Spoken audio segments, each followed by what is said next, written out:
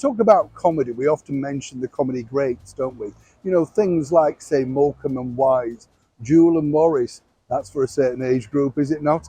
And of course, just great comedy character actors that I always like seeing in these old black and white films. Who knows this face? Richard Wattis could do comedy alongside serious stuff. David Lodge, another man that popped up in so many wonderful comedy films, normally propping the likes of the brilliant Sir Norman Wisdom, and of course many others. But it's comedy that really connects us all because we all want a good laugh, don't we? At the end of the day, it's what people say and do that truly makes everybody smile. So today I thought I'd take you on a quick journey, really once again looking at a fabulous blue plaque of someone that really made not literally just Great Britain, but the world laugh also. You could put him up there really in the league of the brilliant Laurel and Hardy, simply because, while he was very clever with words, parodies, songs, etc., it was the visual comedy that made him an international icon. So much so that the comedy legend himself, Charlie Chaplin, stated he was simply one of the best. We're talking about the brilliant Benny Hill. Now, Benny Hill literally lived here in Queensgate in Kensington, well, part-time anyway, back and forth, you see. And it's interesting when you think about Benny Hill because his greatest successes really came on Thames Television. Those were the halcyon days where there were independent channels that made shows independently, sold across the network. Now, there's no two ways about it. Benny Hill was Thames TV's biggest star. Quite literally, the Benny Hill show picked up millions of viewers, but not only that, was one of the biggest sellers for the company as well. As we'll explain later, rather cruel the way that they dealt with him towards the end. But more importantly, Benny remained a comedy icon. Now, as I often say here on the show, I was lucky enough to bump into Benny, albeit briefly, but nonetheless we got on incredibly well. I was working in cabaret at one of those hotels literally down the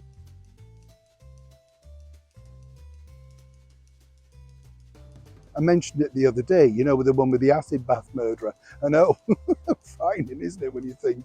But then again, you know, Benny was coming up with his shopping. He had 2 bags and he was literally, I thought, goodness, I think that's Benny Hill. Now, I've been lucky enough to know a lot about Benny simply because of my father, who is a comedian and knew so many of the comedy greats. And Benny and I exchanged a lot of pleasantries. We got on like a house on fire, but I could see that he was a very shy man. He was also incredibly frugal. I don't know if you know this. You see, Benny didn't like to spend or waste money, so would literally trudge miles for 10 pence off, say, a tin of salmon or, you know, a little bit cheaper sort of fish fingers or something like that. He was worth millions, but couldn't get over the fact that he simply did not want to waste the money. Benny himself, as I say, really started way back in the 1950s, becoming something of a variety circuit performer. He did incredibly well. But the bottom line for Benny was he was also gripped by stage fright. And then he found this wonderful medium that he really took to called television. Quite literally outside Benny Hill's front door. Marvellous place it is as well. And Benny had a couple of floors here. An amazing place, as I say. And Benny did a lot of his comedy work here inside this particular flat. What I must point out though, as I said, was television really was the opening door for Benny Hill. He really understood the medium of television, none more so than when he did a very funny parody of the hit BBC TV show Jukebox Jury, where he played not only the panel, but the contestants and some of the audience members too. This was a forerunner of what we could expect from the brilliant Benny Hill in the future. What, as I say, a lot of people enjoyed about Benny was that it wasn't just the talkative comedy, but the visual comedy too. Also, he had, of course, the controversial Hill's Angels. In those days, nothing but fun. Today, of course, and really what was part of his downfall, was scantily clad women in bikinis being chased around by a bald-headed man, or indeed Benny himself. Very funny, nonetheless. Still makes you giggle now. You only have to hear the theme tune. Benny, of course, also tried to make his way into movies, all thanks to Ealing Films. But it really was television that made him the star name. Now, after being a megastar at the BBC, Benny decided to move over to the commercial angle of course, the independent television network. And this was really where he found his true home. Spectacular success followed for many, many years. But of course, at the dawn of a new era, and this is always the way, in the late 1980s, the bosses of Thames Television decided that he was old hat, a little bit sort of sleazy, dare I say, and not in fitting with their brand new remit. Almost, you could say, the start of the wokery and the cancel culture that we know today. Benny had no idea the axe was coming, let me tell you. He filmed a lot of his shows out at Teddington Studios. Now, I filmed at Teddington Studios myself back in the days, and I loved it because it was literally near at Teddington Lock, and it was the place that they used to put up the address for on programs, and you think, wow. So once you're there, you know, you're literally there. I have to tell you also, there was a blue plaque in Teddington Studios for many of the comedy greats, including the likes of Des O'Connor, Tommy Cooper, etc. Now this has been converted into flats, the studios are flattened, and nobody really knows what happened to many of the blue plaques. Some are still there, visible nearby, but not in the studio setting. But back to Benny. As I say, when I met him, quite literally, he was walking up this road.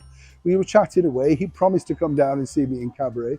Didn't think he would. But the thing he did let slip was this, that, you know, he basically spent most of his time here in this flat literally watching television. That's where he got his ideas from.